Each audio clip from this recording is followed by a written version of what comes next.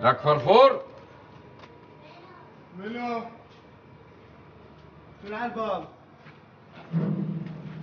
هلا عمو. ايش بيك شو مخنطل؟ كنت نايم والله. زين امك نايمة؟ اي نايمة. وبيبيتك؟ هم نايمة. عبالي اسلم عليهم. نايمين. نايمين؟ اسمع فرفور. عمو. تروح لصباح ابو الدكان مخلي لكم جيمر وكاهي نص كيلو جيمر زين، تدهنون زردومكم اليوم وعلى حسابي بمناسبة رجعة ماهر. يلا شغلوا بسرعة.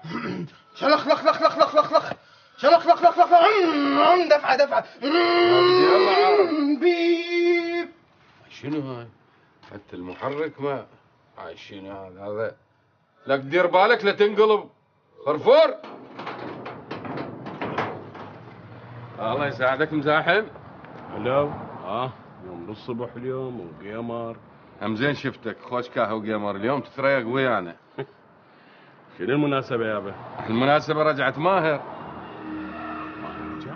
ايه رجع وندمان بقد شعر راسه، وبعد ذا يطلع من البيت اكسر راسه وايده ورجله. دمشي كل ويانا خوش كاهي وجيمر. لا انا الجيمر مو زين علي، اروح للسوق اتريق مخلمة. هسه ما تقول لي تشلبت بالمخلمة يوميا مخلمة وش ماله مال سوق. دمشي كل ويانا كاهو وجيمر. لا عدنان روح انا اروح اتريق بالسوق، خذ راحتك. كيفك يابا كيف.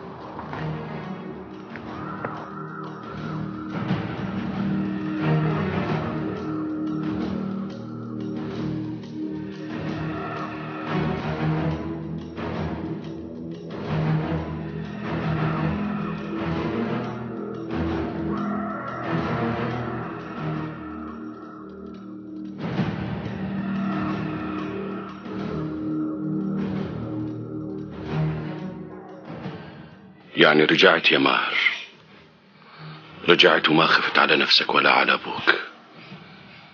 بسيطة. آني لك يا ابن عدنان السماج.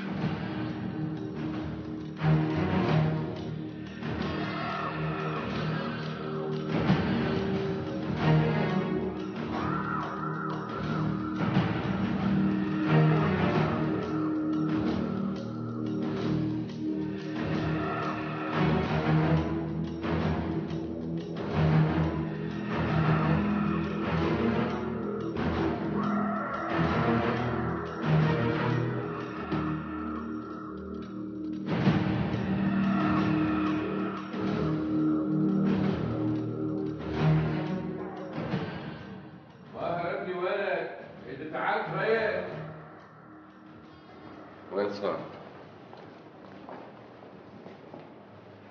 صباح الخير يابا. يا هلا بالصباح، صباح النور. يابا شنو ليش تكلف نفسك؟ انا متعود اكل برا. بعد ممنوع تتريق برا، ما طول ابوك موجود يوميا تتريق هنا. ايدي تعال تريق. ماهر خوش كاهي وجيمر. يا بدي تعال يا معود تعال. مو على مود الجماعة يسمعون ويعرفون انت جيت. ايش بيك؟ ماهر وينك؟ قمر عيب عليك شوي استحي.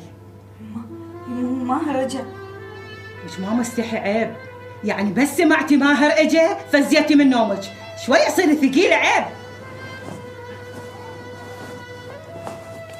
شلون اعمل وياك؟ امشي استحي شوية امشي.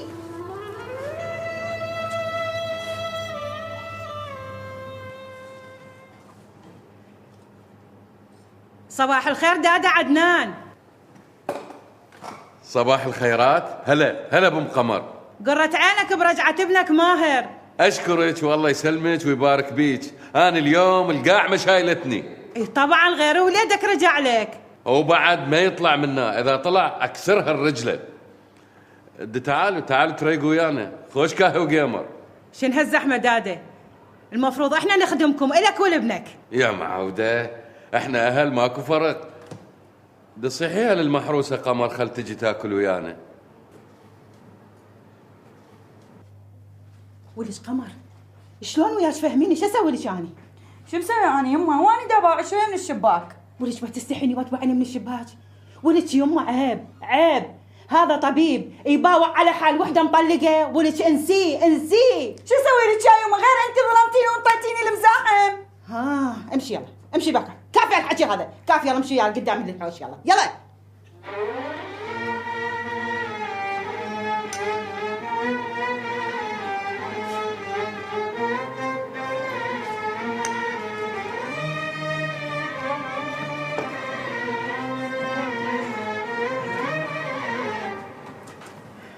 شلونك خاله القمر؟ بخير اذا انت بخير. اقول خاله ليش طلعت وخليت ابوك قلبه يحترق عليك؟ والله خاله بصراحه يعني انا هم ما قدرت ابقى بالفندق. بعد فندق ماكو، فندق وسوالف فندق ماكو نهائيا. زين يلا القمر بسم الله. يلا بسم الله يا الله. تفضل تفضل.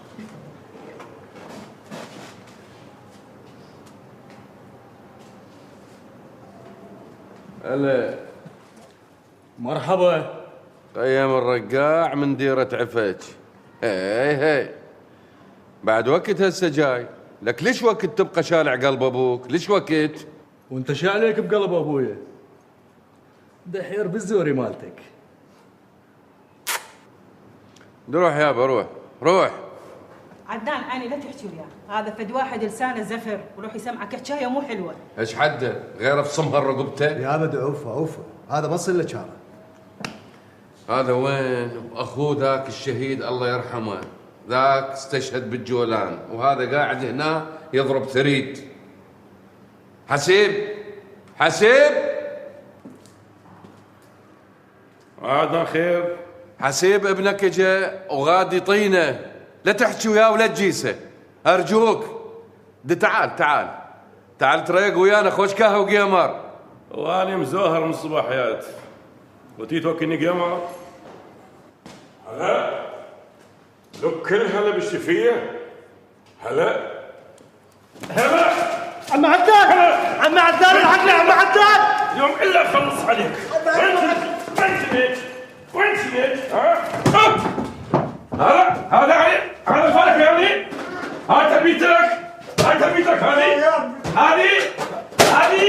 هذه اليوم اقطع عليك الهواء. عم عدنان اموتك واخلص من عارك. عم عدنان لا فكك مني. يا عمو لا حد يفكك مني. عم عدنان اموتك. عوفه حسين. اموتك روفي عدنان. على كيفك. اموتك الان عدنان موتني. خليني اموته وخلص منك. يا ناس موتني. عوفه يا حسين. هذا عدنان اموته واخلص منه. شلون تموته؟ راح موتني يا حسين تالي تخش للسجن، ما يصير، مو حكي هذا. تسوي لك شق مال رقعه. دمشي ارتاح. حسبي الله عليه ونعم الوكيل. امشي. حسبي الله. شوف اكرم، انت اذا تبقى بهالشكل ابوك راح يقتلك، لان مل من تصرفاتك. ما تسمع كلمه لا صغير ولا كبير. شوف نفسك جاي يسوي، دير بالك.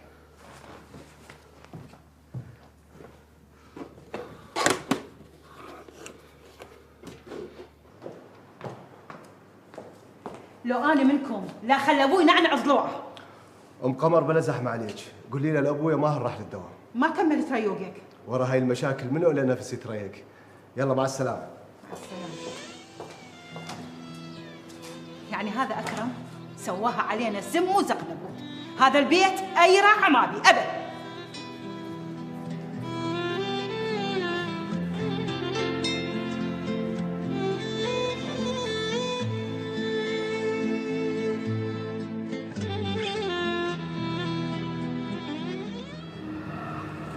الحمد لله على السلامة. كسرت كلامي ورجعت، واحنا اتفقنا تشيل غراضك وبعد ما ترجع للمنطقة. ماشي ماهر، هسه انت رجعت، بس اسمع اقول لك، دير بالك تخلي عينك على قمر، لان اذا خليت عينك عليها راح انفذ اللي قلت لك عليه. تريد الصدق؟ راح ارجعها. هي مرتي واني حر. عندك اعتراض؟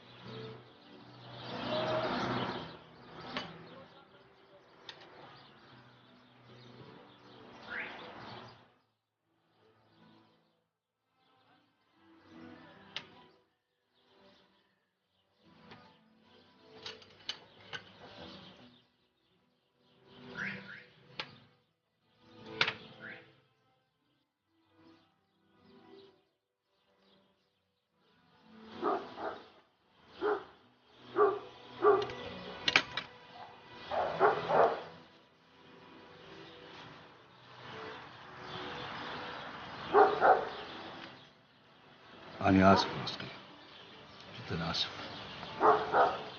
يمكن التوتر هو اللي خلاني أحكي كلام يزعجك. عادي، عودت. هو يسمع منك كلمات تجرح، مشكلة. زين،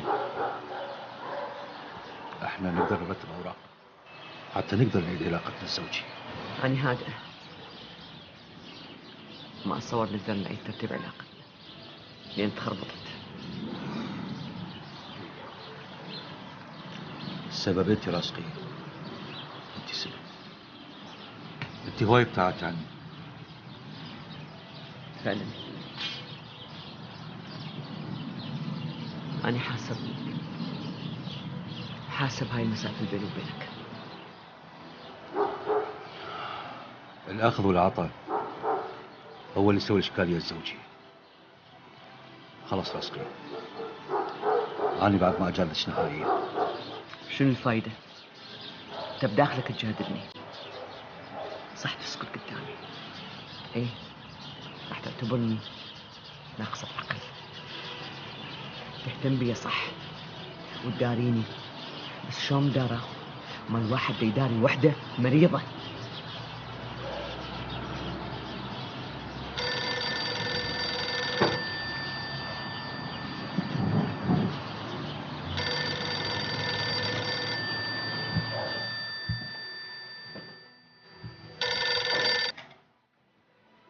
ألو، أهلا بابا، صباح الخير. أستاذ فؤاد، بشرني، شنو أخبار المدام؟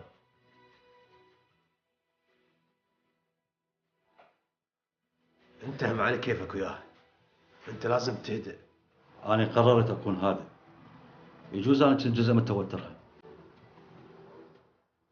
لا يا معود، هذا بيتك، شو وقت بتجي هلا بيك. أهلا وسهلا.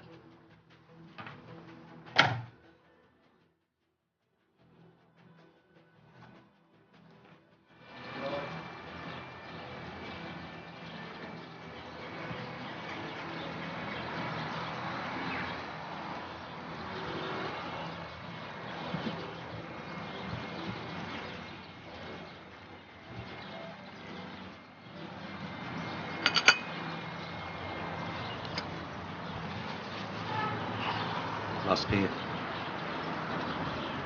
براق اتصل اللي بيجي هنا يسلم عليك، مسافر عقب باكر. هلا بي. وبالمرة حتى تعتذر لي لأن ذاك اليوم أني ما غلطت بحق براق. إذا تعتبر دفاعي عن نفسي غلط أنت حر. عموما أنا اعتذرت له. الحمد لله. لاصقية، ترى الهدوء نعمة، بالهدوء كل شيء نقدر نسويه، يعني حتى مشاكلنا تنحل. طبعا انت غلطانه من قلتي ما تترتب الاوراق، يعني اصلا ماكو شيء متخرب.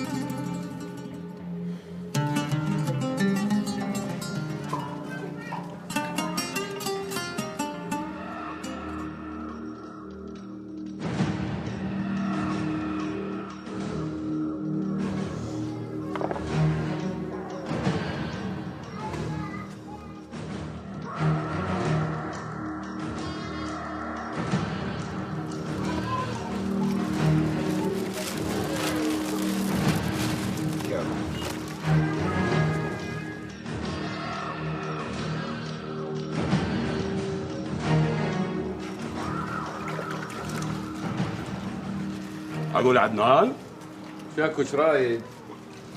انت ليش باقي ببيت النزوله؟ مو ابنك طبيب وهلة الهله؟ وذا طبيب شنو يعني؟ لا ما اقول لك، بس الناس تقول هذا طبيب وقاعد ببيت مال نزوله. لا يا بلا، الناس ما تحكي، بس انت حكايتك مبطنه. قول شو تريد؟ شو اريد اقول؟ كل شيء ما اريد اقول. اقول لك تاكل همبرجر من ابو يونان وروح على امك. من ابو يونان، خذ لفتك وامشي منا، يلا امشي. اقول لك عدنان بالهور هناك هم كنتوا تصيدون سمك، يقول لك سمك وطيور خير من الله. ما رايح للاسف. هذا شنو قصده؟ شنو طيور؟ شنو سمك؟ هذا ايش بيه مزاح؟ والله دوخني. شي يريد ما ادري.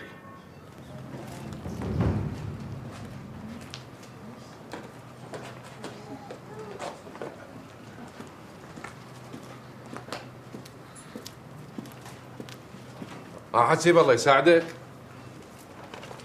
العدنان الله يساعدك. بعدك تحرق لو هديت. والله عدنان راجع الطابة. ما تقول لي ايش تحصل؟ لو كاتله لابنك اليوم وموته، شو تحصل؟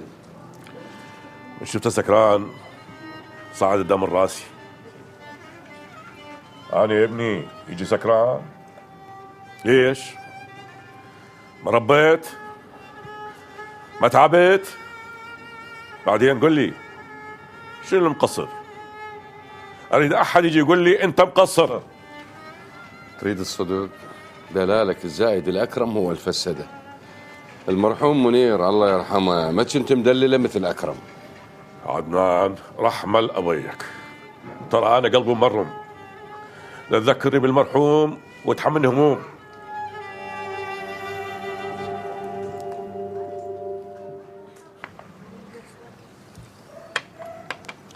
شو وقت تسافر بالضبط؟ ان شاء الله عقب باكر اذا الله سهله. انا ما ابغى شيء، خلصت كل اوراقي، بقى بس اطلع من هنا من يمكم اروح المكاتب الطيران واحجز. توصل بالسلامه. الله يسلمك. بس ها اذا تجون للعراق امانه لازم تجون السوق الشيوخ. هنيالك راح تروح للناصريه. فؤاد يقول انت قبل كنت تطلع للهور تعالج الجرحى للحكومه، سميهم متمردين مو؟ لا براق عاف السياسه نهائيا، ومن يرجع للعراق راح يفتح عياده يم اهله بالهور، يم اهله بالضبط.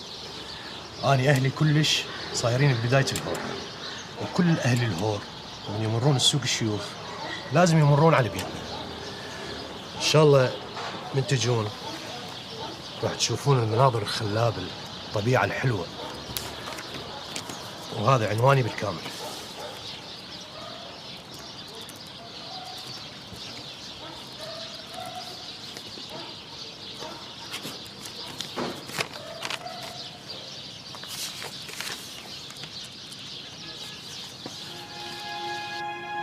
زين جماعة الشطرة يمرون عليكم؟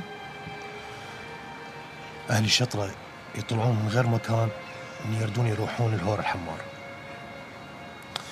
أنا عرفت مقصدك أم خليل، أنت تريدين تسأليني عن ابنك الله يرحمه.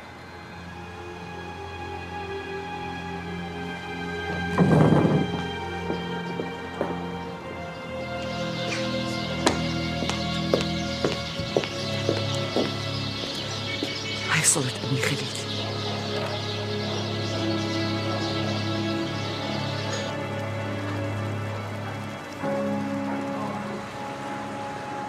كأنه تعرفه. لا ما أعرف، بس تأسفت الشباب. بس هو وعمامه كانوا يقاتلون بالهور وانقتلوا هناك. الله يرحمه. أنا أترخص، لازم أروح أشتري كم صوغة أو ما أروح للناصرية وإيديا فارغة. مع ألف سلامة، وأنا أكيد راح أشوفك قبل السفر. أشوف وجهك بخير. أنا تشرفت بمعرفتي بك. أشكرك. في مالك. يلا تحياتي، مع السلامة.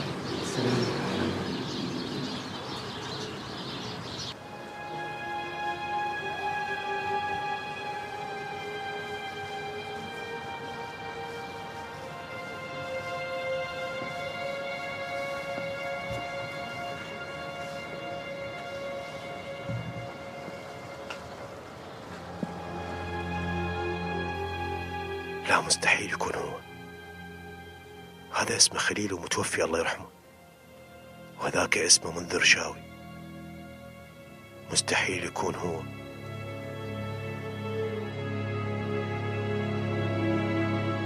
براق باوع على الصورة وركز عليه.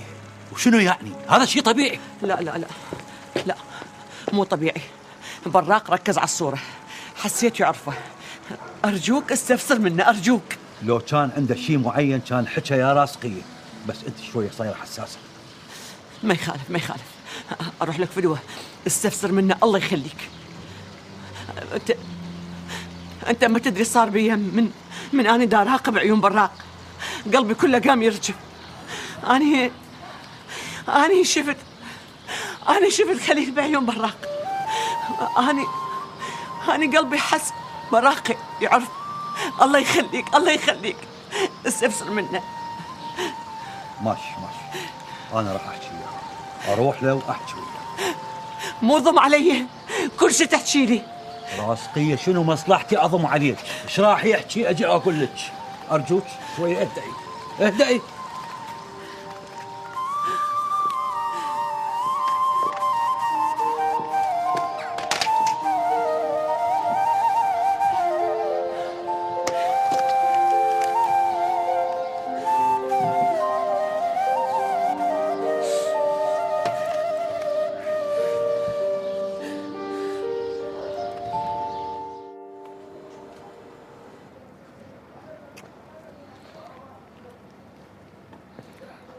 الو عدنان، خوش باقي لين خليه يصب لك معون. ما اريد، اقول لك مزاحم. وين هذا فرفور؟ لك فرفور؟ اوقف طفي واقعد بمكاني. صار عمي صار. اقول لك مزاحم، شنو سالفتك؟ عشو مقابلني 24 ساعة، اذا ما اشوفك هنا بالسوق اشوفك بالبيت. ما تقول لي انت ايش تشتغل، شلون عايش؟ عود من القى شغل راح اشتغل، والحمد لله والشكر. عايش من الورث اللي عاف لي الوالد الله يرحمه. ورث؟ وش عندكم عيني؟ هو بس البيت اللي قاعد بيه. اللي سمعك يقول ابوك يملك نص الكرادة. ليش مزعوج؟ ايه ورث عندنا. الخاتون قمر لما كانت عايشه من مين كانت عايشه غير من وراء الورث اللي عاف ليها الوالد الله يرحمه. بيت بالطوبشي اكبر من بيت حسيب بمرتين، ما اجرى وعايش بيه. عايش شنو؟ اول مره اسمع عندكم بيت بالطوبشي. شنو يابا؟ على اساس انت صديقي واحكي لك تاريخ العائله. هسه فهمني، عزمناك على باقله، صب لك لو لا؟ يلا شلون باقله؟ على اساس باقله ابوي ونان همينه هاي، مو مخلصها بس اكل. حكي على الباقله مالتك.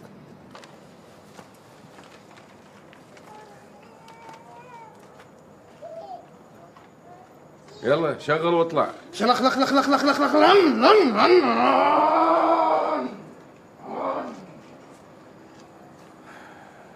هذا السمك التازه، هذا الطيب، هذا اللي يلبط. وينهم الاكاله؟ وينهم؟ أنا من شفت صورة خليل تفاجأت بصراحة. خليل يشبه شخص أنا أعرفه بالبصرة، ولو ما قايل لي خليل انقتل بال69 من قبل السلطات كان قلت خليل هو منذر شاوي. زين هذا منذر شاوي تعرف له عنوان بالبصرة؟ بصراحة أستاذ فؤاد أنا شفت هذا الشخص بأحد ملاهي البصرة. عندي واحد من أقاربي اسمه فليح ابن عمي، هو كان يشتغل بالنفط بالبصرة وضيع فلوسه كلها بالقمار والملاهي، وكلفتني زوجته أدور عليه وين رجلها ضيع الفلوس. ومن رحت سألت وين يلتقي أقاربي ومن جماعته، قالوا لي واحد من جماعته اسمه منذر شاوي يلتقي بملهى. رحت للملهى اعطوني عنوانه، شفت هذا منذر شاوي كان يشتغل ويا البحار الأجانب اللي ترسل بواخرهم بالبصرة. فحكيت وياه وقلت له عوف أقاربي وعوف هذا الطريق الأعوج. براق أنا راح أطلب منك طلب، أرجوك إذا وصلت العراق وصلت الناصرية تروح للبصرة وتحصل لي معلومات عن منذر شاوي وتدز لي هاي المعلومات ببرقية وتوصلها لعنواني هنا إن شاء الله. وهذا أقربائي حتى يندل بيته أكيد. بس فؤاد هذا الموضوع ما راح تحكي راسقية مو؟ شو أقول لها براق؟ شو أقول لها؟ إذا سمعت بهاي السالفة رأسا تقول هذا ابني، وبعدين تقول لي رجعنا للعراق، وأنا ما أريد أرجع للعراق نهائيا. بحالة واحدة أرجع للعراق، إذا طلع منذر شاوي هو خليل. أنت صار عندك شك إنه خليل حي يرزق؟ ما معقولة، ما معقولة يصير حلم راسقية حقيقة.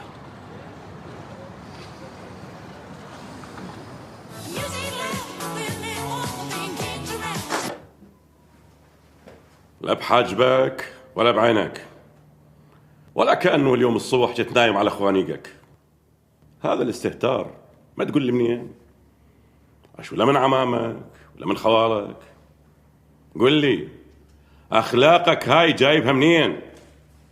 يعني هيج كلش ولا عبالك ولا تخجل من الناس ومعلم مسجلك و100 مرة قايل لك يا أكرم لا تعلي صوت المسجل، لأن احنا مو بوحدنا عايشين بهذا البيت. ما راح اجاوبك يابا، لان ما اريد اسوي لا مشكله وحتى لا تخنقني. ولو ما عدنان كان هسه فاتحتي منصوبه بباب البيت. هسه انت وين ملي؟ عم مثل كل ليله ما تيجي الا الصبح وسكران قدام الناس.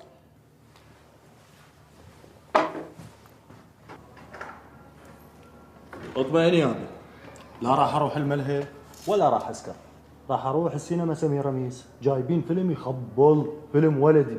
ولدي؟ مو هذا ولدي قدامي، الله مطيح حظه.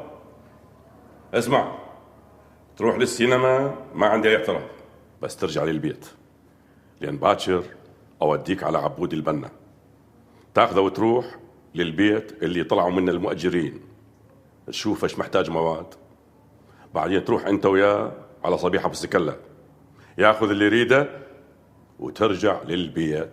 افتهمت؟ يابا ترى اني اموت من هاي الشغله. تموت من هاي الشغله؟ لا عاد وين كذا عينك سفير بهانالولو؟ تطلع للشغل يعني تطلع. افتهمت؟ هي ما تقول لي تشلبت ببيوت لبنى خاتون، دعوفه لغيرك. ولك هاي البيوت 50 سنه انا مسؤول عنها، ارمم اجمع ايجارات، حدقشيه، جيبوا ودي. لعد جنابك منين عايش؟ الف رحمه وخلف الله عليه ابن خاتون، افضالش لليوم عليه. وابنش فؤاد اشهد ما بالله ما قصر ابدا. ولك هاي البيوت امانه، همت اذا افهمك الامانه شنو؟ لا لا لا لا دخيلك يابا، لا تفهمني شنو الامانه، لان كل شيء ما راح الحق على البطايق، لان صايره قثرات اجي لك مزورك. في مال الله. مال الله. يعني شلون فؤاد؟ قوة تقنعني؟ راسقيه، ترديني اني اروح البراق واقول له لا انت عندك شيء ولازم تقوله؟ انت ليش ما خليتني اروح؟ كان لازم اني بنفسي اروح وافتهم الموضوع. وشنو الفرق اذا انت رحتي واذا اني اروح؟ شنو؟ ماكو ثقة؟ لا مو موضوع ثقة. لا شنو؟ اني حاسة اكو شيء انت ضامه علي. وشنو مصلحتي اضم عليك يا راسقي؟ تريد تقنعني ماكو شيء؟ يعني ماكو شيء راسقية. حتى براق استغرب وقلت له انت ليش صار عندك رد فعل من شفت صورة خليل؟ يمكن ما تريدني اعرف حتى ما ارجع العراق. صدقيني راسقية، لو اكو شيء عن خليل كان اني قلت لك يلا امشينا للعراق، بس ماكو شيء يستحق نهائيا.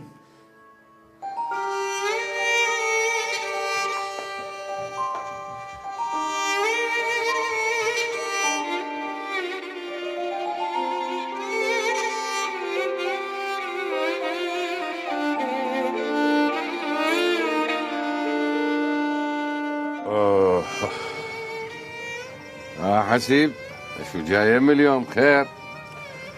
اريد اشتم هوا. حرام ومو حرام؟ لا يابا مو حرام. انا شنو الحرام؟ بس اكيد المحروس اكرم غاثك. ولد عدنان الولد هذا راح يحطمني، ما اعرف شو اسوي له. لا تخاف، يجي يوم ويتندم وما تشوفه الا يبوس بايديك ورجليك. اخي ما اريد ابوس ايدي ولا رجليه، كل شيء ما اريد منه، بس اريد يصير راسه خير، يلقى له شغله يعيش منها بالحلال. زوجه واخلص، اخلص من مسؤوليته، بلكي يستشين ويحس عنده مسؤوليه. زوجة عدنان؟ انت كل عقلك؟ عدنان هذا مو مال زواج، تريدني بعدين اورط بنات الناس؟ اكرم مو مال زواج، هذا مال قمشيات تلعب على ظهره 24 ساعة. لا حسيب، لا مو التخن، ترى اكرم هم شاب وعنده عزة نفس وكرامة. اقول حسيب ليش ما تتزوج انت؟ عسان التهي بالزواج، لو التهي بمشاكل اكرم هذا الشارع قلبي. زين انت ليش ما تتزوج؟ مو بعد روحك رهيفة، ما اشوف لك واحدة على قد حالك؟ بعد سلوى الله يرحمها أنا يحرم علي الزواج. الروح راحت ويا سلوى، ما ترجع ويا غيرها.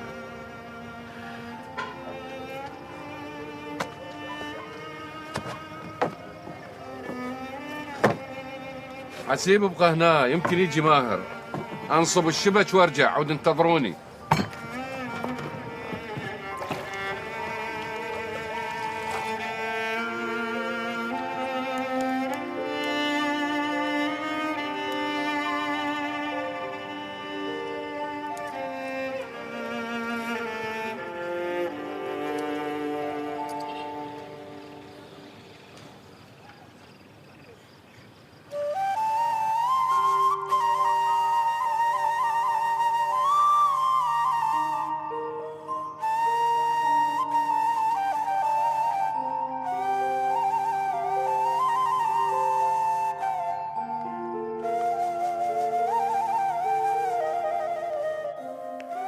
يا سلوتي،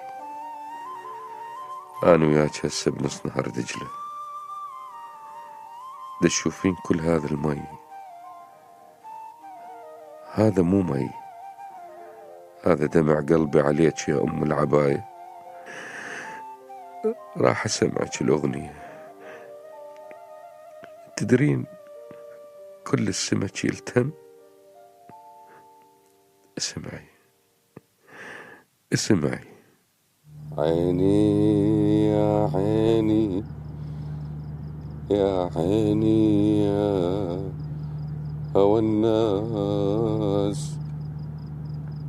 قداح وشموس وعصافير. عيني يا عيني يا عيني يا هوى الناس، مرسوم بقلوب المحبين. مرات ياخذنا ياخذنا الهوى اثنين، ومرات تنسانا الدواوين. لكن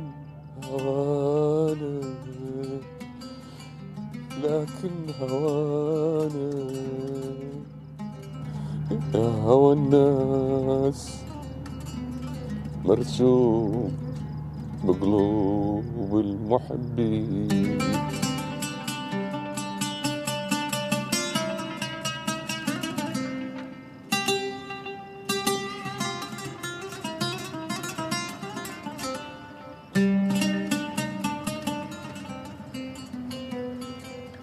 بعد لا تعوف لأبوك.